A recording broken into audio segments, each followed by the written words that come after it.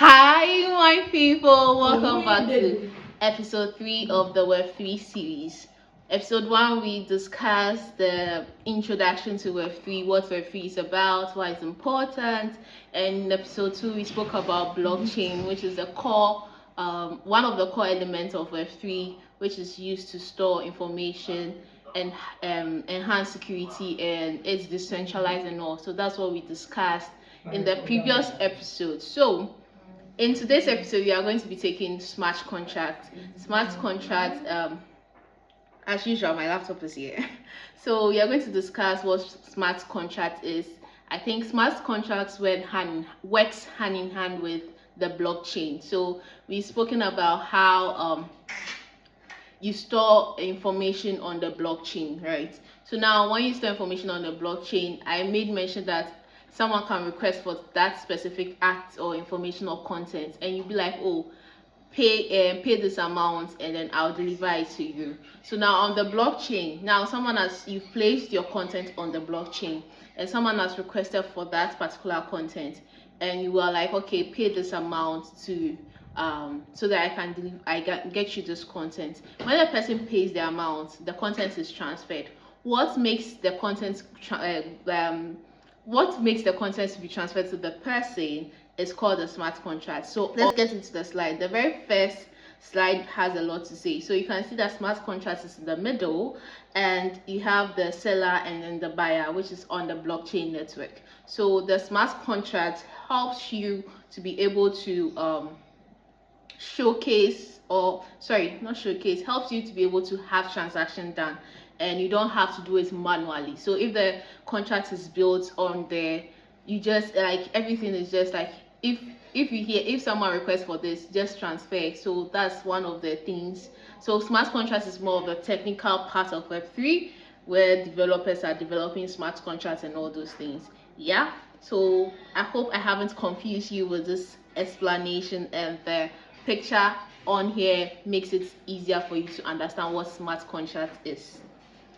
Smart contracts are self-executing agreements written in codes and stored on blockchain. And all right, so smart contracts was first proposed by Nick. The name is there in 1990. So that is a little bit about smart contracts. It's more of like technical part of things, which I'm really not interested to becoming a developer, but just so you know what it is about and how it works, it's actually like the automation of like the blockchain network, right? So every platform you can create different smart contracts on every platform on the Web3 space. Okay, so now how does smart contracts work?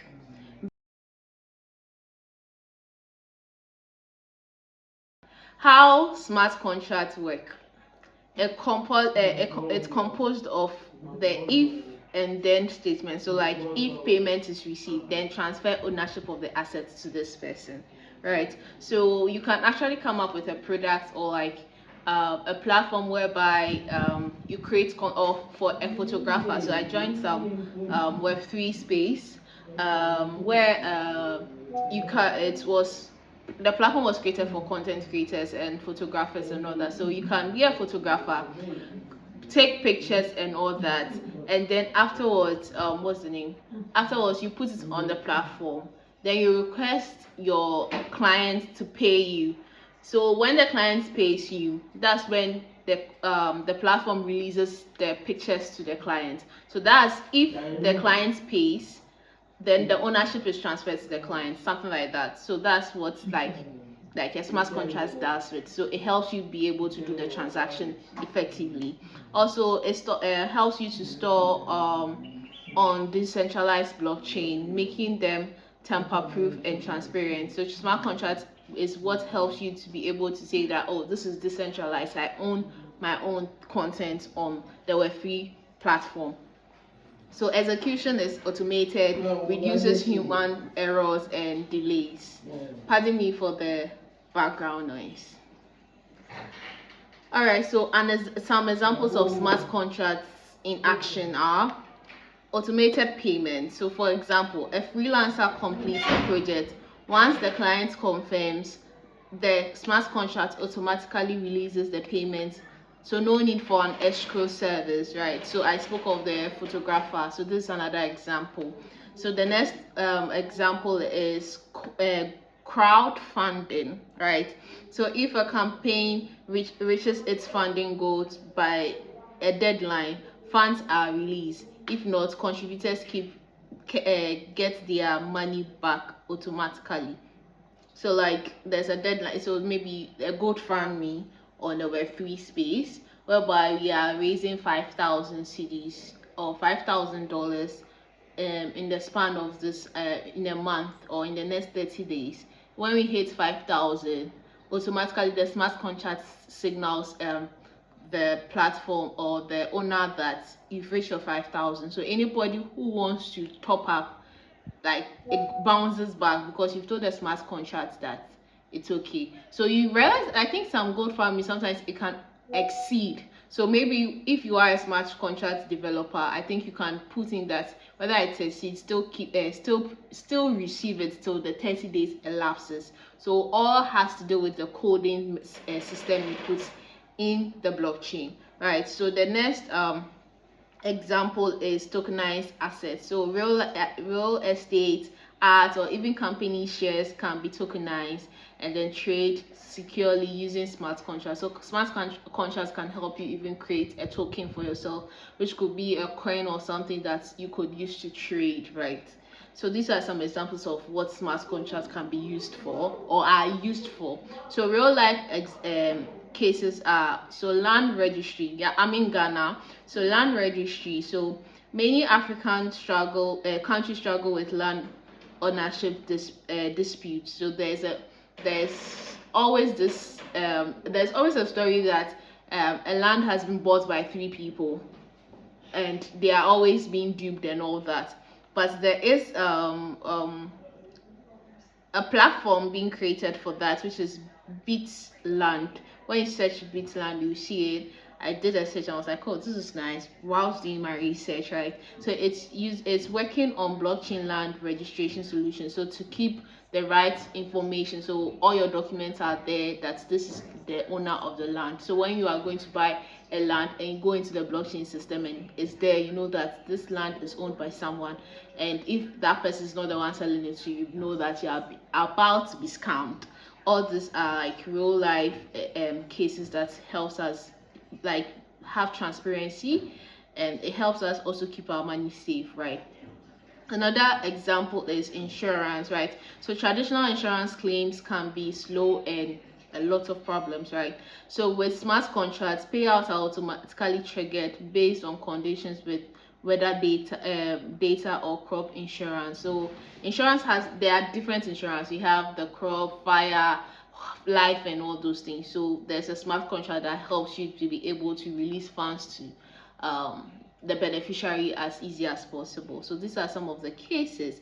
So some challenges so far. Challenges in the Web3 whole thing, the challenge I see is that it is new, so you have to do a lot of research. And I found out that one of the slangs in Web3 is do your own research so that you wouldn't be scammed or you wouldn't be given wrong information. So one thing is also under the smart contract is there's high transaction costs and network congestion.